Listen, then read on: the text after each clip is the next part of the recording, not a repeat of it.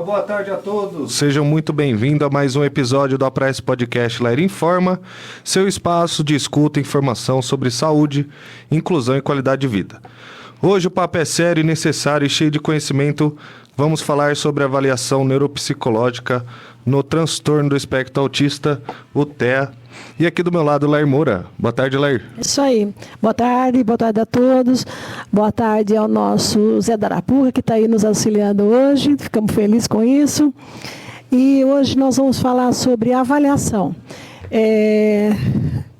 Tem muito tempo que estão aparecendo muitas crianças com autismo. Aí você olha e fala, não, tem autismo. Só que não é bem assim, né, Adriana? Nós estamos aqui hoje com a Adriana, que é uma psicóloga especialista em avaliação, é uma neuropsicóloga com formação no Einstein, no Hospital Albert Einstein, em São Paulo, e ela tem uma bagagem muito grande, está com a APRAESP há bastante tempo, e faz a avaliação. Então, para que você diga que uma criança é autista, você tem que fechar um diagnóstico, tem que fazer uma avaliação completa, para depois você dar um laudo que ele tem esse autismo. E aí é para o resto da vida, né? Porque o autismo não tem cura.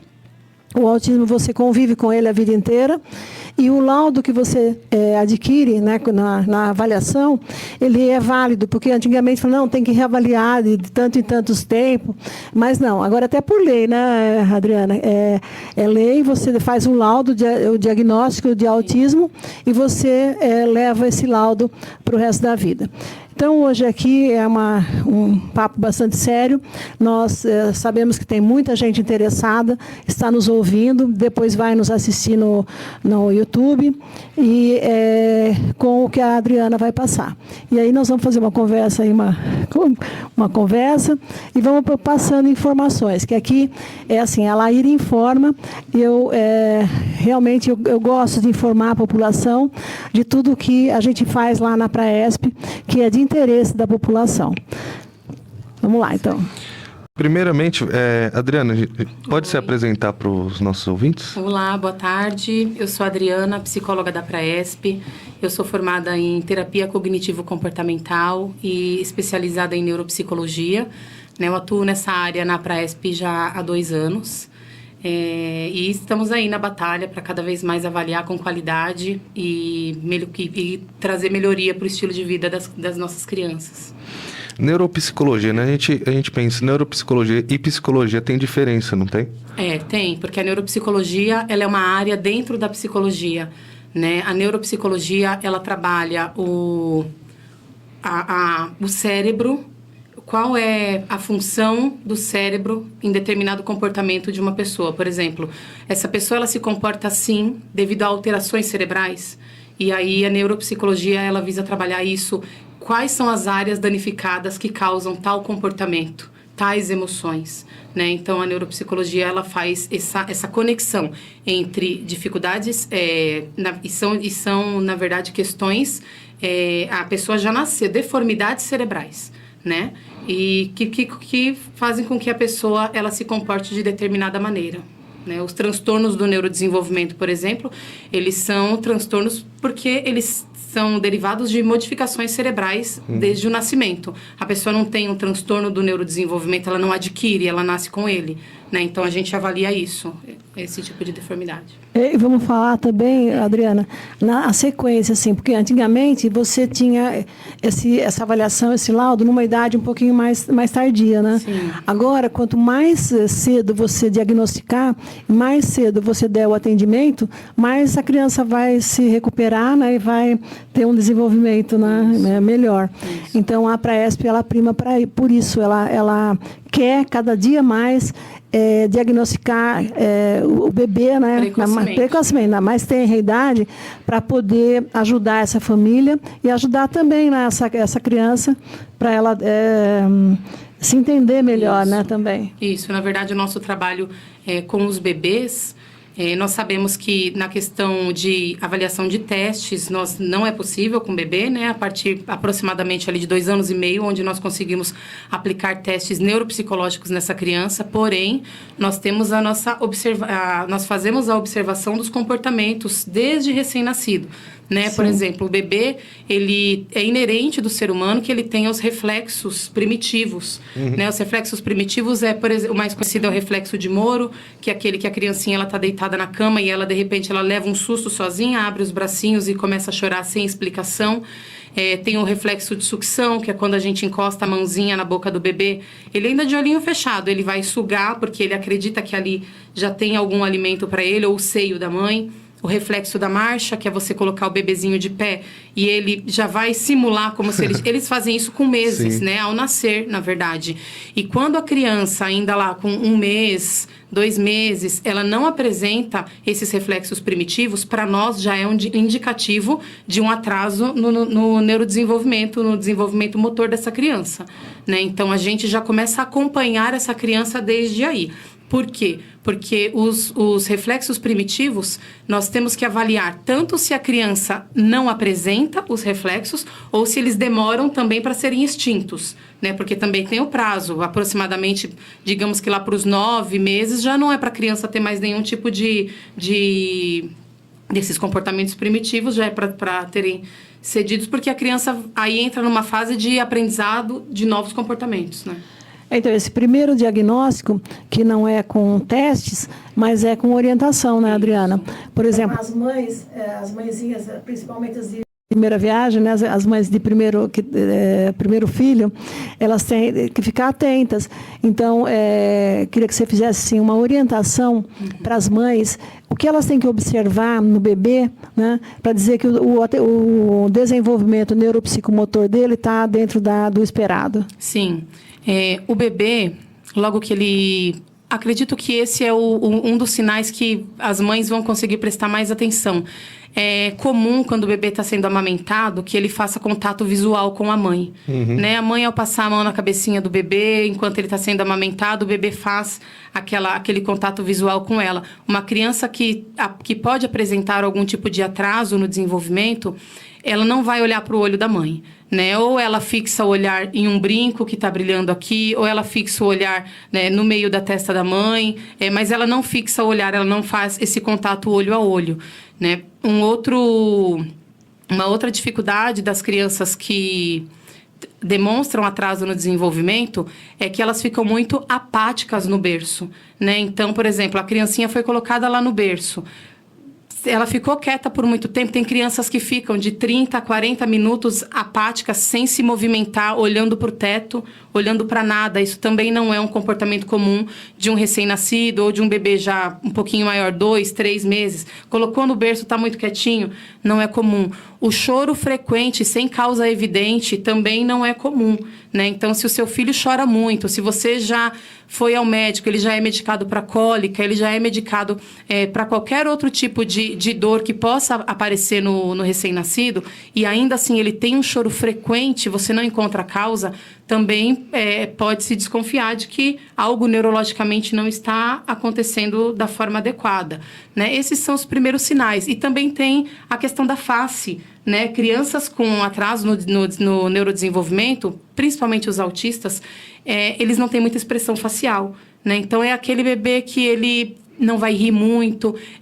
A gente costuma dizer que eles têm a face triste, né? Você é um bebê apático, o rostinho paradinho. Então, a falta de expressão facial também é uma coisa que chama muita atenção. Porque tudo que é extremo é complicado. Isso. Tem mãe que fala, nossa, meu bebê é ótimo, ele come e dorme, né? Não dá trabalho nenhum. Mas isso é perigoso, né? Sim, porque a criança que é muito apática, não se movimenta, não berra, né? já não reclama, né? Porque o berrar já é uma reclamação, né? Então, ele tá interagindo com a família. Isso. Aí a mãe também tem que ficar atenta. Quer dizer, ela pode até dar sossego para a mãe, mas isso não é bom. Sim, não? É verdade. Tem mais que procurar ajuda. Sim, e uma coisa também que a gente observa nas crianças autistas, de repente a criança tem todo o desenvolvimento normal, né? Sim. Ela faz o contato visual, ela é uma criança que dá risada, é uma criança que lá com 8, 9 meses já bate palminha, ela já está repetindo algumas palavrinhas e, de repente, a criança desaprende muita coisa. É como se ela tivesse esquecido uma boa parte daquele aprendizado todo, né? As crianças autistas apresentam muito isso. Tanto que isso confunde muito os pais, porque diz assim, mas ele não era autista quando ele nasceu, ele se desenvolveu bem e chegou em uma fase da vida e ele travou.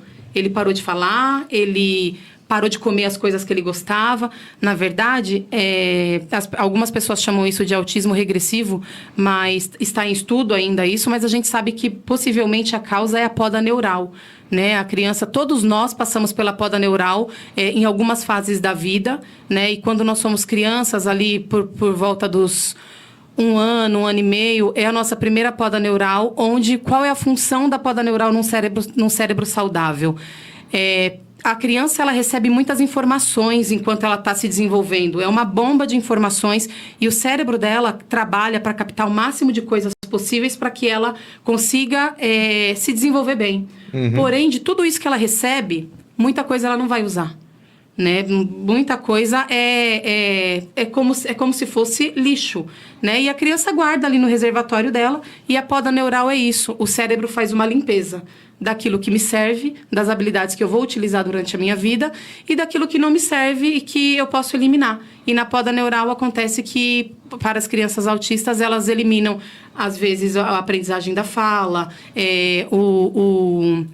elas adquirem essa questão de deixar de comer alguns alimentos.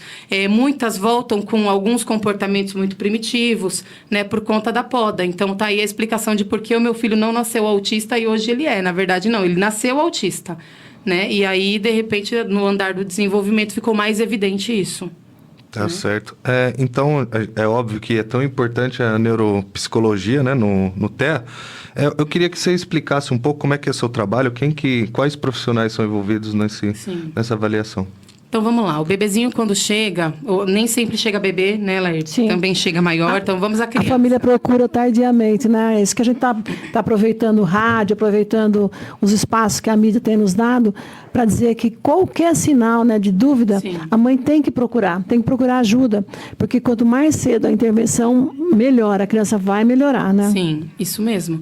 Então, assim, a criança, ela chega até nós e primeiro ela é recepcionada pela nossa equipe de assistente social.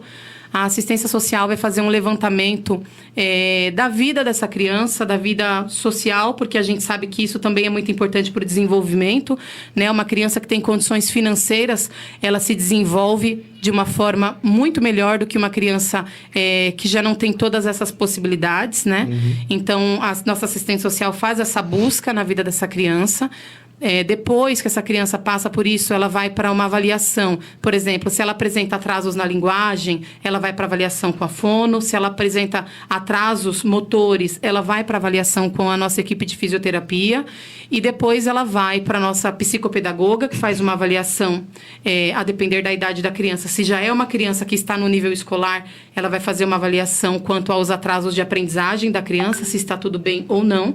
E depois ela vai para a equipe de neuropsicologia fazer, então, a avaliação, dependendo da idade, com aplicação de testes psicométricos, que são testes capazes de avaliar em quantidade o transtorno e as dificuldades que essa criança tem, que também, às vezes, ela pode também não ter nenhum transtorno, né? Então, a gente avalia isso.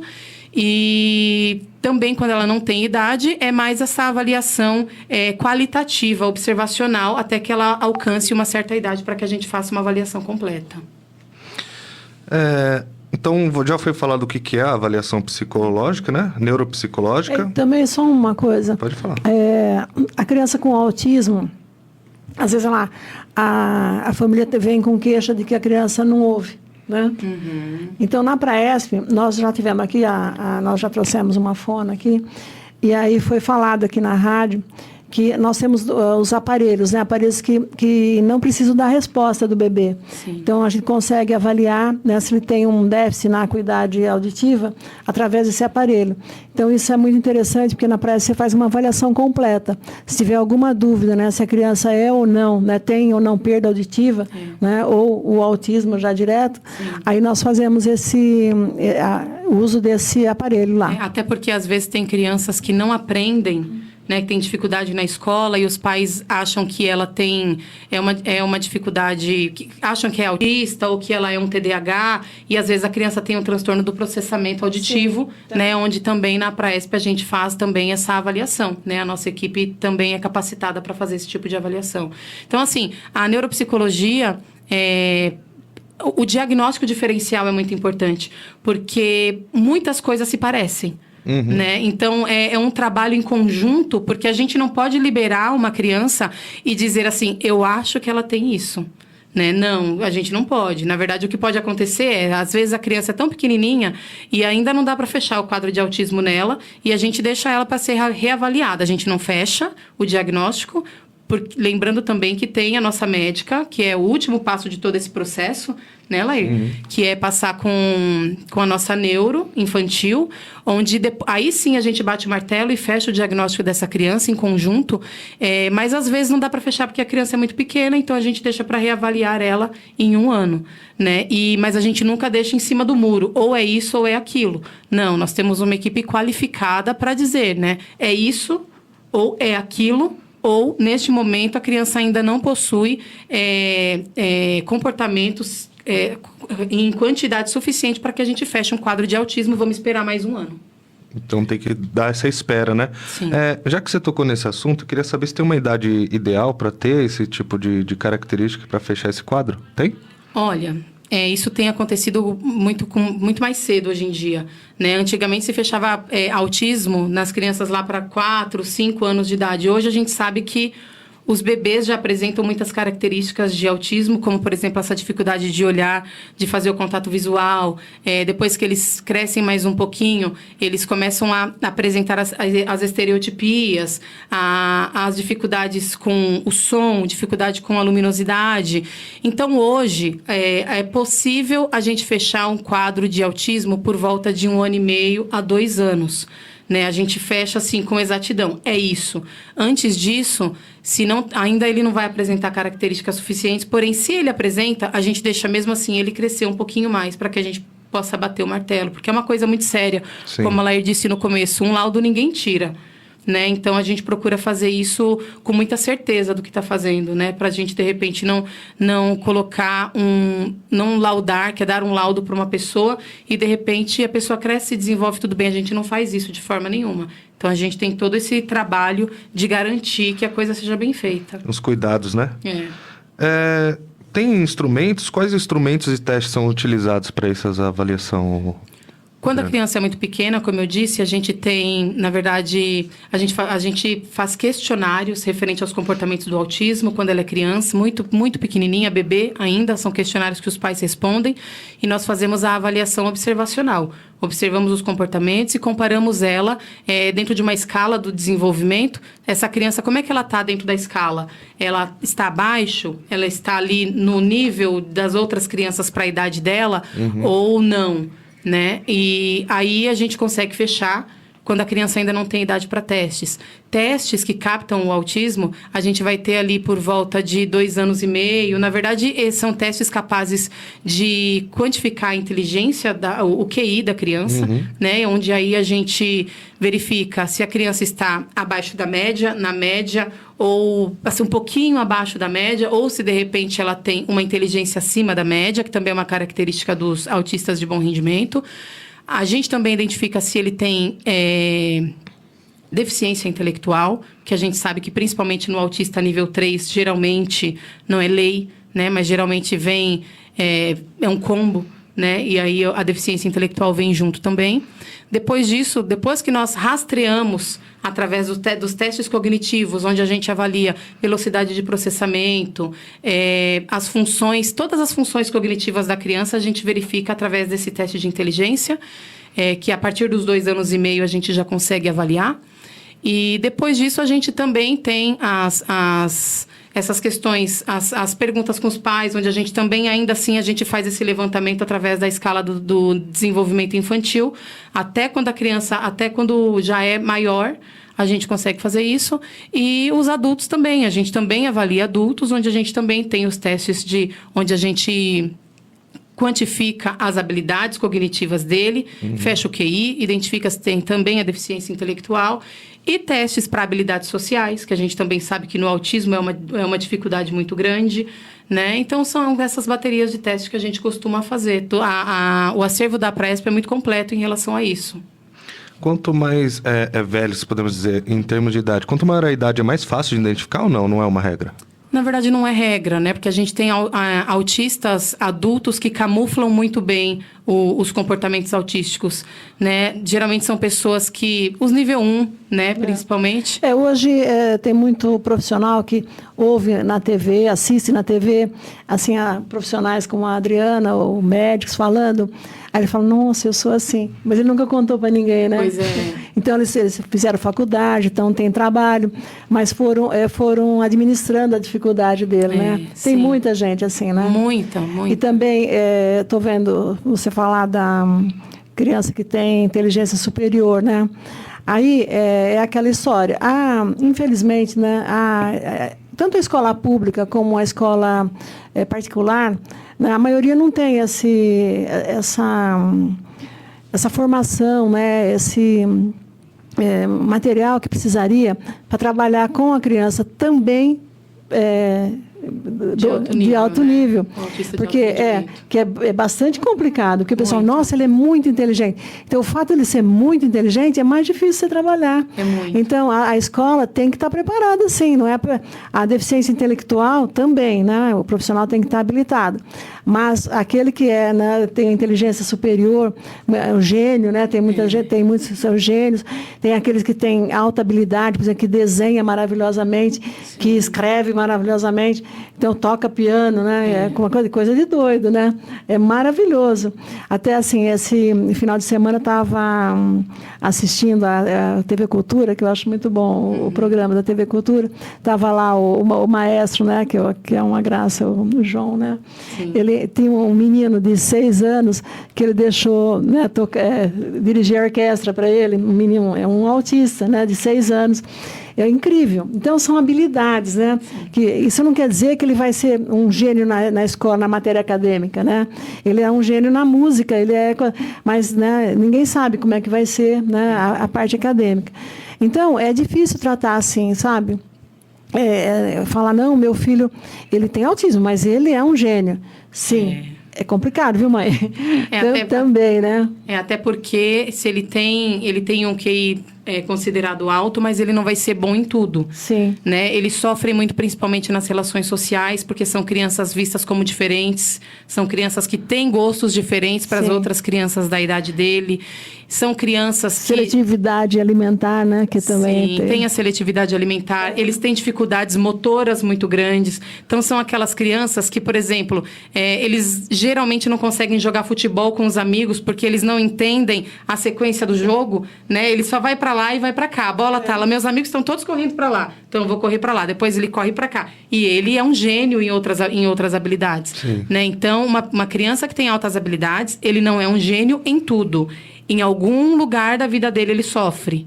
Né? Então, é importante dizer isso, porque muitos pais, inclusive, se vangloriam disso. Sim. Né? De que, não, mas o meu filho ele é super inteligente, ele tem... ele é né? super dotado, tem o QI altíssimo. Mas você pode esperar que vai aparecer aí o ponto fraco do seu filho, onde você vai precisar trabalhar. Sim. Né? Só tá de olho, né? Porque tudo tem jeito, né? Dá para ser feliz. Sim, né? Claro. Mesmo assim, eu acredito que o caminho seja... ele tem o hiperfoco, ele é muito bom em alguma coisa, vamos investir nisso. Né? Vamos investir naquilo que ele é bom e desenvolver ele naquilo que ele é bom, mas também vamos cuidar daquilo que ele não é bom para que ele não sofra. Sim. Né? Tá certo. A criança precisa estar alfabetizada? É mais fácil avaliar a criança quando ela é alfabetizada? E como que é tratado cada perfil de nível 1, nível 2, nível 3? Como é feita essa avaliação? A criança ela não precisa ser alfabetizada e nem falar para que a gente faça a avaliação. Uma grande parte não fala, né? A grande parte é não verbal, né? Então, nós temos testes que são capazes de mensurar a questão cognitiva da criança quando ela não fala e também quando ela não é alfabetizada. Por isso que ali, a partir dos 2 anos e 5 meses, 2 anos e 8 meses, a gente já consegue fazer a aplicação de testes. E a sua outra pergunta foi... Como é que é feita a adaptação dos testes para cada perfil, né? São diversos. É assim, essa é uma preocupação que a gente tem que ter, porque não adianta, por exemplo, eu querer aplicar um teste para uma criança que é uma criança que enxerga, que ouve bem, uma criança que tem todas as habilidades motoras dela em desenvolvimento, e de repente eu pego uma criança que ela já é uma criança que tem mais atraso no desenvolvimento, ela não tem capacidade de fazer a pinça para pegar uma caneta, ela é uma criança que de repente não enxerga, ou uma criança que não ouve. Então é muito importante que antes a gente trabalhe, a gente trace o perfil físico dessa criança, para que a gente saiba o que eu posso usar nessa criança, né? Não adianta, a criança está indo ali para que eu faça uma testagem nela e para que eu, juntamente com a equipe, feche um diagnóstico dela, provavelmente. Então, eu preciso ter um preparo para receber essa criança, tanto a nível de idade, né? Porque o teste que eu aplico para uma criança de 2 anos e 8 meses não é o mesmo teste que eu vou aplicar para uma criança já alfabetizada, que já está na escola, e também quanto a essas questões físicas. Então, é muito importante que o profissional, ele tenha esse olhar humanizado de que a criança ela pode ter uma condição física que dificulte ela na elaboração de algumas coisas, mas cabe a mim facilitar isso para ela. Né? Cabe a mim ter esse olhar humano e fazer com que ela seja capaz de responder cognitivamente para mim aquilo que eu preciso. E a partir dali você consegue dar o diagnóstico, né? Isso. Quer falar alguma coisa, Lê? Não, eu estou preocupada que nós tem dia que tem intervalo e tem dia que não. Arapuca vai ter intervalo? Vai? Sim. Então a gente vai para o intervalo, a gente volta já já.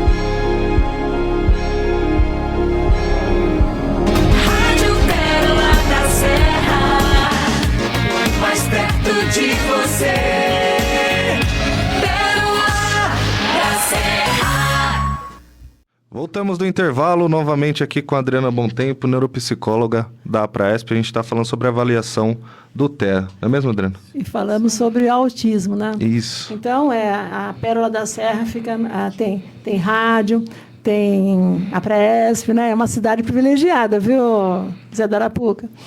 É uma cidade... Zé vem de outra cidade, lá de Mauá. Isso, uma cidade boa. Não tem um atendimento como tem em Ribeirão. Já estou quase morando aqui, hein? Ó, isso aí, Zé. Vai ser bem-vindo. E aí, toda cidade deveria ter, né, um atendimento especializado, assim como a APRAESP, por exemplo. O município de Ribeirão Preto tem quase 120 mil habitantes e tem uma APRAESP que atende 2.000 pessoas por dia, né? Tem a maior escola para crianças com autismo, né, do nosso estado de São Paulo. Então, e tem uma equipe altamente especializada. Então, isso é muito importante, né, que cada cidade tenha. E eu queria aproveitar, né, eu sempre aproveito esses momentos para dar uma, assim, empresto o ombro aí que eu vou dar uma chorada. Porque eu estou há mais de 50 anos nesse ramo. Eu fui presidente da ASAPAES do Estado de São Paulo, criei a Federação das ASAPAES do Estado de São Paulo. E eu fico muito triste quando uma prefeitura, ao invés de aproveitar, né, toda a estrutura que uma APAE tem, todo o know-how que ele tem durante muitos anos, né, pessoas especializadas, agora ele vai lá e cria um centro de autismo. Ficou na moda agora, né? Então, as prefeituras estão criando o centro de autismo. Aí vem, né, eu sempre repito, vem o prefeito lá da capital e fala, não, eu estou fazendo o primeiro centro de autismo do Brasil. É o maior da América Latina. Coisas assim, sabe? O ego vai lá na esquina, né? Aí vem o outro, né? Vem, por exemplo, temos o de São Bernardo, também criou o centro de autismo, é o primeiro do Brasil. Aí outro dia eu brinquei que o prefeito de Mogi das Cruzes, ele foi mais modesto. Ele falou que ele era o sexto, né? O sexto centro de autismo. Só que ele não contou que nós temos mais de 300 APAES do Estado de São Paulo e essas APAES sempre cuidaram das crianças com autismo, né? Ocorre que nunca houve o financiamento, porque isso custa caro. Uma classe para crianças com autismo, você tem 3 crianças. Quando é nível 3, você tem 2 crianças, tem a professora, mais 2 auxiliares, porque eles não podem ficar sozinhos. Tem no máximo 6, mais um professor e 2 auxiliares, mais a equipe técnica, né? Se você for ratear, o custo é altíssimo. Então, seria muito mais barato que o governo investisse naquilo que já existe. Então, você tem em cada cidade, por exemplo, nós temos 645 municípios no estado de São Paulo, né? Os maiores, né? 310 municípios do nosso estado têm a APAE. Então, já tem uma escola especializada. Aí, se você investir ali, você já tem, né, uma estrutura. Não, mas os prefeitos têm preferido criar um centro, né? Um centro da prefeitura, assim como se fosse, né? Ó, eu vou fazer. Ninguém faz nada sozinho na vida, não, né, gente? Nós temos que nos unir, e aí, quando você já tem fica mais barato você unir forças do que você querer fazer sozinho, né?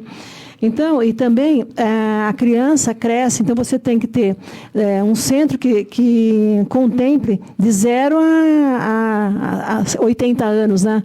Então, é de mamanda caducando, você tem que ter um atendimento, né? As crianças, as pessoas com deficiência intelectual e as pessoas com autismo, né? Hoje, a pessoa com autismo, ela entra também na pessoa com deficiência, né? Ainda que tenha o nível superior de inteligência, ela é considerada uma pessoa com deficiência, né? E aí as pessoas não querem ouvir isso, né? Então, não, meu filho não é deficiente, ele tem autismo. Mas o autismo, ele requer um atendimento. E é isso que a gente quer, que a criança seja incluída, que a criança receba o que ela precisa. Então, a verdadeira inclusão é dar para a criança o que ela precisa, né? Tanto faz que seja na escola da prefeitura, na escola da APAE, na escola da igreja, na escola particular, mas a criança tem que ter aquilo que ela precisa. E, infelizmente, a Adriana até fez um pouquinho de referência, a deficiência, né, os problemas, eles nascem em qualquer lar, né? Lar pobre, o rico, né, o milionário, mas, desafortunadamente, ele ataca mais a pessoa pobre, né? Então, por razões óbvias, a pessoa com deficiência, ela aparece mais no lar pobre. E aí complica tudo, porque você não tem, como você falou, vai fazer a avaliação, você vê a diferença, né? Uma criança que a família tem recurso financeiro, você vê a diferença, onde a criança ela é mais desenvolvida, porque ela é bem estimulada, ela tem o pediatra, né, sempre que precisa, né, e aí a alimentação, né, mesmo a parte de higiene, né, então é diferente. Então, a gente tem que, na cidade, né, como Ribeirão Pires, eu tenho um orgulho, sabe, de estar aqui há mais de 50 anos, de estar deixando esse legado para a nossa cidade de Ribeirão Pires, que é para atender essas pessoas, né? Falou de cabo a rabo, eu sempre falo de cabo a rabo, que o que falta para nós é uma casa para quando os pais faltam, né? Quando a pessoa fica adulta, a pessoa com deficiência, né? Autismo ou não, com autismo ou não, e aí os pais morrem, e ninguém quer herdar. Né? Às vezes o irmão fala, não, pode ficar tranquilo que eu vou ficar com o meu irmão. Só que ele casa e a cunhada não quer herdar esse fardo, porque é um fardo pesado. Né? Então, mesmo porque você tem que trabalhar, você tem que ganhar o seu sustento. Então, você tem que ter uma estrutura na casa para atender essa pessoa. Né? E aí falta isso, teria que ter, né, em algum momento, em todas as cidades, deveriam pensar em seus cidadãos, que eles, aqueles que não têm condição de se virar sozinho, ele teria que ter um aporte, né, do governo para poder sobreviver. Né? Sim. Então, essa luta nossa aqui de Ribeirão Pires é essa. A gente atende cada dia melhor, né? Mas hoje mesmo a gente fez uma reunião lá com os diretores, na parte da manhã, porque o financiamento ele é muito aquém, né, do que custa realmente. Então, o SUS, infelizmente, o SUS é uma maravilha. Eu sou adepta do SUS, eu sou admiradora do SUS, mas nós temos uma dificuldade muito grande, porque hoje, por exemplo, eu não estou conseguindo mais fornecedores de aparelho auditivo, fornecedores de partes para fazer perna, né, fazer braço, né, na oficina ortopédica, cadeiras de roda, então, é muito cara, né, e o que a tabela que o SUS paga não está cobrindo. Então, a nossa esperança era que o governador Tarcísio, né, eu sempre falo que ele foi muito corajoso, ele implantou a tabela SUS paulista no nosso estado, ele está repassando um recurso, né, bastante alto para todos os hospitais filantrópicos, né, do estado de São Paulo, que são mais de 800, né, hospitais que recebem esse SUS paulista, só que os centros de reabilitação não foram contemplados. Então, se nós fôssemos contemplados no SUS paulista, então, sim, a gente poderia ter esse alcance, porque ele quase que dobra a tabela SUS. Então, você consegue, né, pagar e você consegue fazer coisas modernas. Né? Porque a Praesp, por exemplo, o meu sonho é ter fazer a laboratório de marcha, que eu só falo isso, o pessoal pensa que eu sou conversa de bêbado, né? repete a mesma coisa. Mas, assim, o laboratório de marcha é muito importante para o nosso centro de reabilitação. Então, é uma coisa muito, muito importante e a gente não consegue, porque é mais de R$1 milhão, né, onde nós vamos, né, procurar esse recurso para comprar. Agora, na área da avaliação, por exemplo, o laboratório de marcha para avaliação da marcha seria maravilhoso.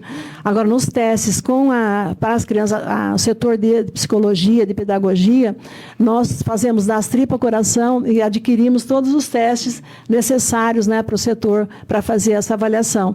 Então, podemos dizer assim, com segurança, que a Praesp, na região do ABC, é um grande centro, né, e a avaliação, o laudo, né, da Praesp, pode dizer com certeza que são profissionais capacitados, né, e que eles são, né, você pode acreditar no laudo que a Praesp fornece. Sim, sim.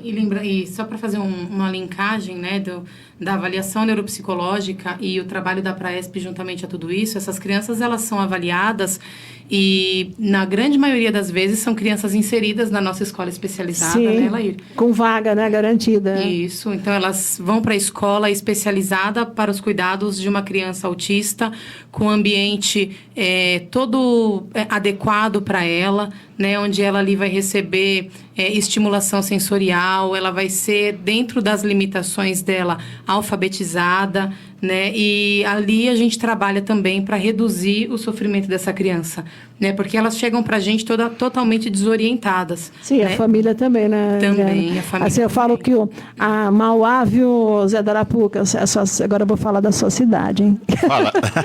Mauá, uma cidade que tem mais de 500 mil habitantes, né? E Mauá, infelizmente, né, o centro de reabilitação que tem lá, ele é muito simples, né, muito simplesinho, porque não recebe auxílio, né? Então, ele é o que tem. Então, a Mauá manda para Ribeirão Pires mais de 300 crianças, né, só para a escola, né? E grande parte com autismo. Viu, Laí? Então, oi? Eu faço parte do Conselho Municipal de Saúde de Mauá, né? Conheço. É isso aí. Então, você tem que falar no Conselho de Saúde que a cidade de Mauá tem que pegar todas as crianças que estão aqui em Ribeirão Pires e começar a atender em Mauá, porque a gente vai dando mais vagas para as crianças de Ribeirão Pires, né, que estão nascendo. A gente vamos reciclando aí as vagas, né? Então, mas não, nós temos um orgulho de ter, né, condição de atender. Só que é um dever do Estado, né? Então é um direito do cidadão a escola, né, e a saúde, e é um dever do Estado, quer dizer, do Estado, prefeitura, Estado, governo do Estado. E Mauá não está fazendo a lição de casa direito, né? Porque eu estou aqui há 50 anos, e faz 50 anos que a gente fala, Mauá, quer uma ajuda? A gente te ajuda a montar aí, ajuda a montar, né, a escola para criança com autismo. Nós podemos ajudar a montar um centro especializado mesmo, mas parece que as coisas não vingam lá, sabe? Não há interesse político, né, para poder montar isso na cidade de Mauá. Então, Ribeirão Pires, nós podemos, assim, divergir em algumas ideias, né, com os prefeitos, né, em Ribeirão, mas a gente sempre trabalha unido. Então, a prefeitura, né, sai prefeito, entra prefeito, nós estamos sempre juntos, né, com o prefeito do turno e fazemos o trabalho em conjunto. E também agora nós queremos fazer um trabalho bem junto com o Guto, né, e o Rafael, que é o secretário de Educação, junto com as escolas, sabe? Um atendimento preventivo, né?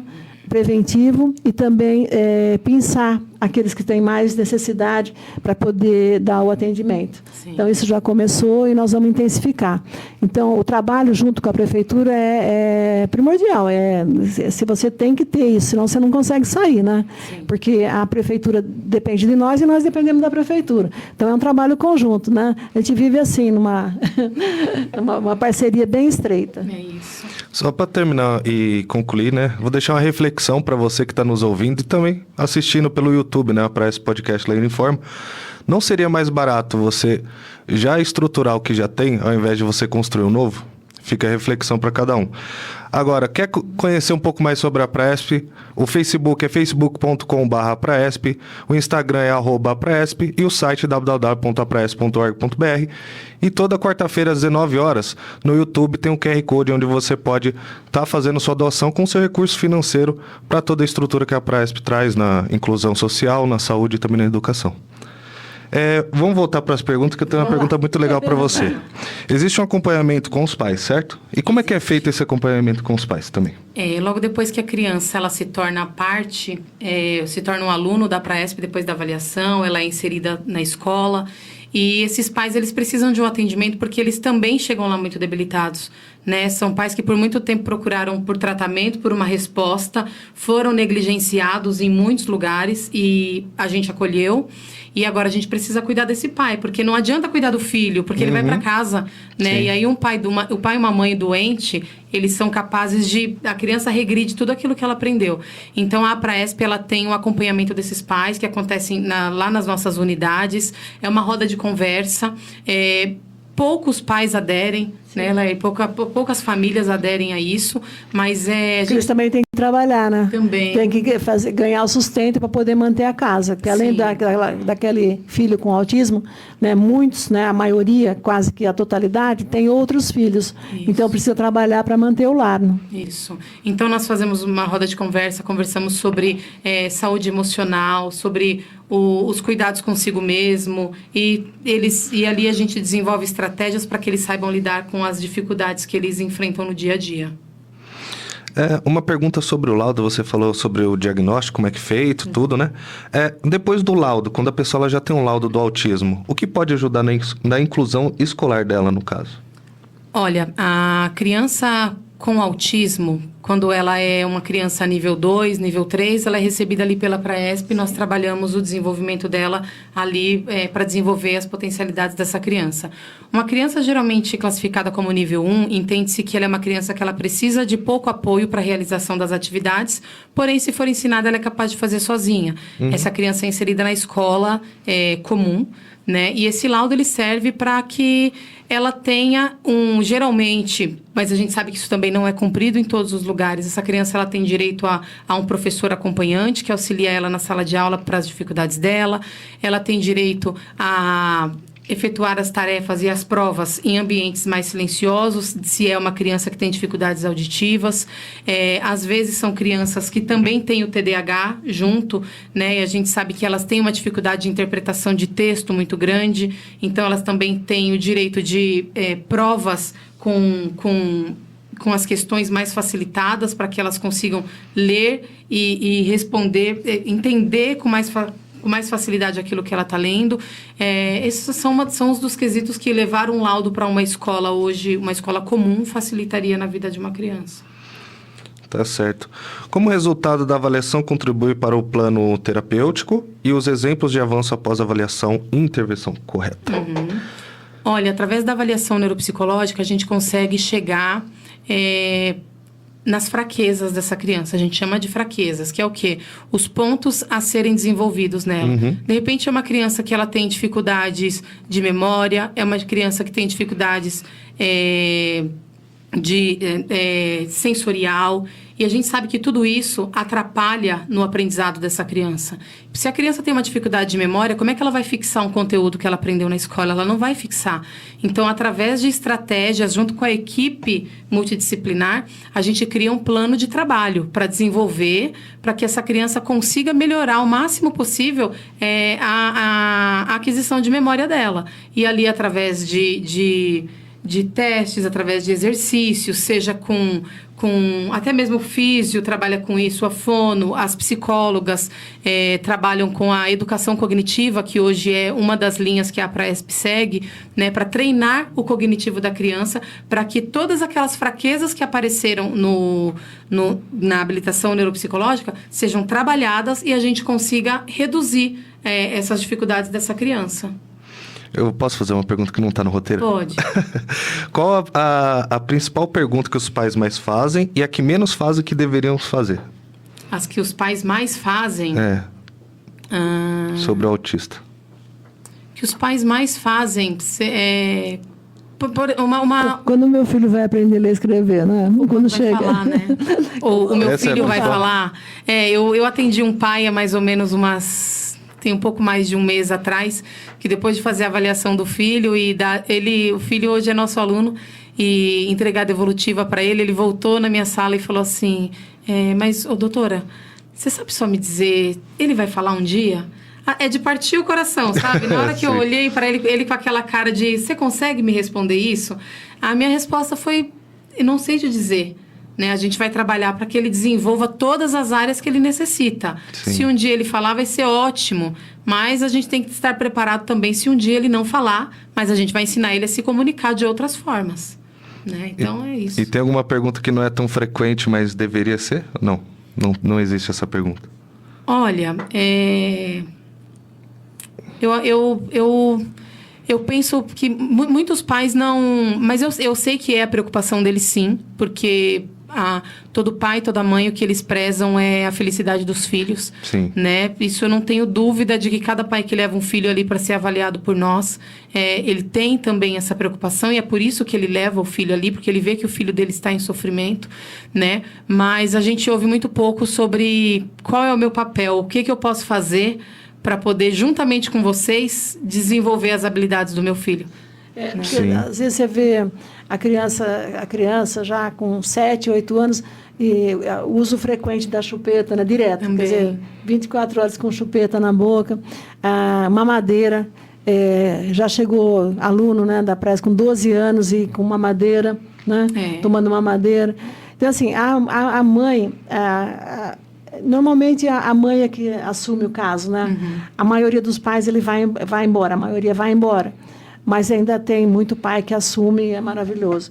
Mas fica para a mãe. Então ela tem que trabalhar fora, ela tem que ganhar o dinheiro, ela tem que cuidar do filho, e ela se sente culpada, né? Também sente muita culpa, né? Pro filho ser desse jeito. Então ela mima demais. Às vezes tem mais irmãos, né, que até sentem esse mimo, né, para a criança com deficiência, porque é exagerado, né? Então, ela faz pela criança, quando deveria ser o contrário. Ela tem que forçar ele a fazer, né? Fazer sozinho, comer sozinho, se banhar, né? Se vestir, né? Isso. Tem criança que ela não sabe amarrar o sapato, porque não é que ela não sabe, ela sabe, mas se a mãe faz por ela não vai fazer, né? Porque o nosso papel, na verdade, independente do nível da criança, é tentar torná-la mais independente possível. Justamente por aquilo que a Lair falou um pouquinho lá atrás. E quando os pais não estiverem mais aqui? Né? O que vai ser dessa criança? Então, quando o trabalho é feito em conjunto, quando a gente ali na escola, a gente trabalha... desenvolver isso, o laço do sapato, vamos lá, passo a passo, tá? Não é simplesmente eu coloco o calçado no pé da criança e vamos lá aprender a dar o laço. Não, a criança ela vai aprender a identificar qual é o sapato dela, a pegar o sapatinho, a sentar, a colocar no pé devagar, depois a pegar cada ponta do cadarço, a imitar. É lógico que isso não acontece de um dia para o outro, mas é um trabalho que, se não for repetido em casa, é perdido. Entende? Então, é muito importante que haja essa junção de forças entre casa e escola para que a gente consiga desenvolver as potencialidades dessa criança. Comer com garfo e faca, né? Isso. Também, que é importante, né, para a criança, né, assim, na parte social para ela. Sim. E a maioria já dá a colher, que é mais fácil, né? Então, a criança só come com colher. Né? E isso a gente fica assim insistindo, né, para que ele aprenda a comer com garfo e faca, né? Sim. Então podemos dizer que é uma dica importante aqui pro pai e pra mãe, né? Sim. Não facilitar a vida pro filho, Sim, né? é isso mesmo. A gente entende também que tem aquelas crianças que eles têm habilidades que não vão ser adquiridas, entende? A gente tem aquelas crianças que, por uma dificuldade motora, por uma dificuldade cognitiva até, talvez ela não consiga nunca amarrar o cadarço dela. Mas o fato de eu estar tentando, o fato de eu estar ali fazendo aquilo com a criança... vai exigir o que ele pode dar, né? Exatamente. Porque tem a criança que é paralisia cerebral, é muito difícil. Sim. Nós temos na Praesp, né, um setor que só cuida de paralisia cerebral. Então, isso é impossível, né? A criança com paralisia, ela não vai conseguir. Ela fica, né, só deitadinha lá, né? Sim. E ela tem o atendimento, mas ela tem alguma compreensão, né? Porque se você faz um carinho no rosto, ela sorri, né? Ela olha no seu olho, dá uma risadinha, mas ela não consegue fazer nada, né? Então, aí é outra coisa. Nós estamos falando de criança que tem condição de fazer. Exato. E a mãe não pode fazer por ela, porque senão ela não vai aprender nunca, né? Porque o autismo, na verdade, ele não limita, não pode ser um limitador, né? A gente tem que trabalhar com essa criança e buscar tirar dela o máximo que a gente pode, né? Porque o autismo é, como o nome mesmo diz, é um espectro. Ele não é vivenciado igualmente para ninguém, né? Nenhum autista, não vai ser igual ao outro, e eles têm diversas habilidades que podem ser desenvolvidas. Basta a gente insistir, né? Porque não é na primeira tentativa, não é na segunda, não é na terceira. Às vezes também não vai ser depois de 50 tentativas, né? A gente tem que ter muita paciência e acreditar muito no potencial da criança para que a gente possa desenvolver. E às vezes ela vai demorar 1 ano e meio para aprender a dar um laço no sapato, mas ela não vai esquecer nunca mais. Você falou que é muito diferente um espectro do outro, né? Mas tem algumas características que são, tipo, o autista tem que ter para ser autista ou não? Não tem. Tem. O autismo ele é fechado principalmente através das características, né? O DSM-5 mesmo, que na verdade é o Manual de Diagnósticos dos Transtornos Mentais, ele cita algumas características que a pessoa precisa ter para ser fechada como autista. Inclusive, é no DSM que a gente se baseia, né, para que seja fechado o diagnóstico de uma criança. Então, por exemplo, são crianças que elas precisam ter dificuldades na socialização, dificuldades de comunicação, movimentos estereotipados, são diversos... E movimentos estereotipados, fala um pouquinho assim, porque as pessoas estão ouvindo, às vezes esse termo é um pouco mais difícil. São movimentos repetitivos que a criança faz com a finalidade de se autorregular. Então, por exemplo, nós temos o mais conhecido, que é o flapping com as mãos. Então, quando seu filho fica muito agitado em casa, está na frente da TV assistindo algo muito que causa uma excitação muito grande, né? Ele faz o flap com as mãos. Ou contar dinheiro, eles também fazem muito, que é isso daqui. Às vezes coloca a mãozinha aqui na frente dos olhos. Às vezes o movimento de pêndulo para frente e para trás, ou para um lado e para o outro, né? Então, todo movimento que a criança faz em excesso e que você não vê uma finalidade para aquilo, é considerado um movimento estereotipado que ela faz para se autorregular, né? Então, isso também é uma característica muito forte no autista. E quando a criança está bem medicada, geralmente as estereotipias elas tendem a acessarem também, né? Fala alguma coisa? Não?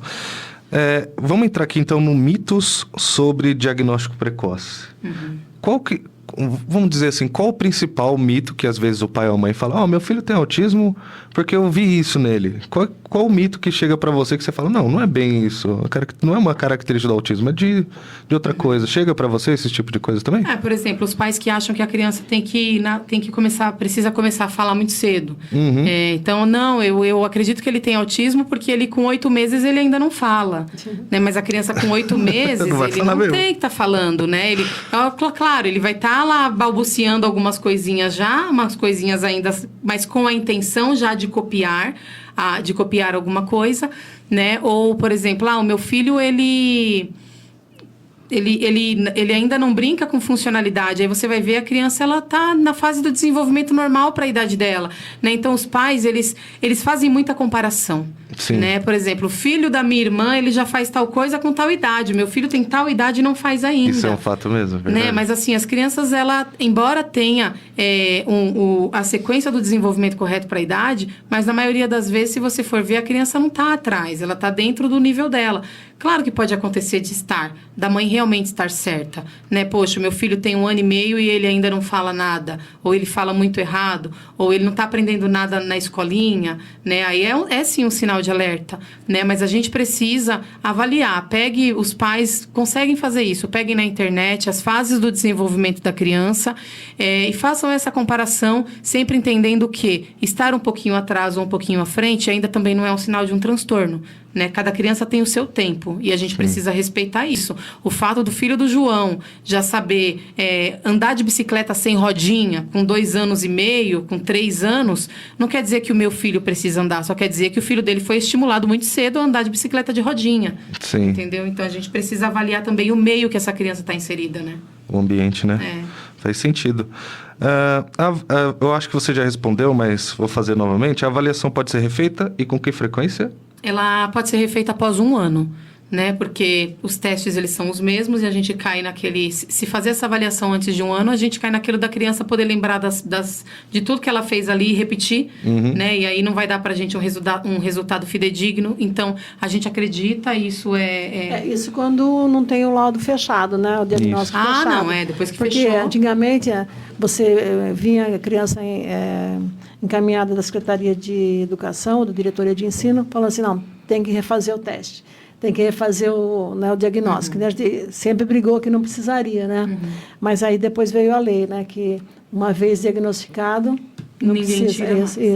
É isso. Então, mas a gente repete os testes, por exemplo, aquelas crianças que fica ainda inconclusivo. Nós não fechamos aquilo que eu disse no início. Às vezes é muito novinho, ou às vezes já é grandinho e tem poucas características do autismo, e a gente não fechou, então a gente deixa claro para a família, volte em 1 ano que nós vamos reavaliá-lo novamente.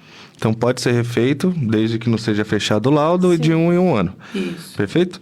Para a gente terminar, que a gente já está com o tempo acabando, dicas para os pais ou cuidadores, como observar, onde buscar apoio, como lidar com o medo e do diagnóstico, medo do diagnóstico, nas no creches, caso. viu? Eu sempre falo que, às vezes, a mãe...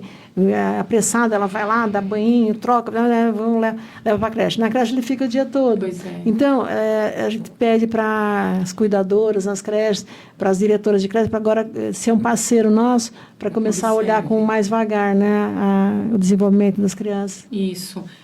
Qualquer tipo de comportamento que vocês julguem diferente no filho de vocês, a qualquer coisa que você perceba que está prejudicando o desenvolvimento dele, é importante que seja reportado, é importante buscar ajuda, né? Então, se o seu filho tem apresentado os movimentos repetitivos, se ele tem apresentado a questão alimentar, né, a seletividade alimentar, não gosta de muitas coisas, geralmente a criança autista, ela gosta só de arroz, ou ela gosta só de macarrão sem molho, ou ela gosta só da carninha bem fritinha, bem crocante, então não tem uma coisa certa também. Mas se você percebe que ele tem uma alimentação diferente, que ele recusa muitas coisas, qualquer tipo de comportamento que acenda uma luz, porque mãe sente, né? Não adianta a gente falar assim que não existe o sexto sentido da mãe, porque ele existe. A mãe percebe quando tem alguma coisa errada. Isso é Confie verdade. no seu sexto sentido e leve a criança para uma avaliação, leve a criança no posto de saúde, porque as nossas crianças elas são encaminhadas até através do posto de saúde, né? E chegando na Praesp ela vai ser tratada com muito carinho, com muita atenção e com muito profissionalismo, com certeza. É isso aí. A gente vai terminando mais um Praesp Podcast Laíra Informa. Muito bem, quero agradecer a Adriana Bontempo, que tirou muitas dúvidas aqui da gente, né? A Laír também, né, Laír? E nosso amiguinho, né? O Zé Darapu. Seu Zé Darapu, que tá sempre com a gente, né, seu Zé? Sempre à disposição, Quando ele tá não bom? vem, a gente sente falta, porque Verdade. ele tem muita prática na mesa, né? Beleza, muito obrigado.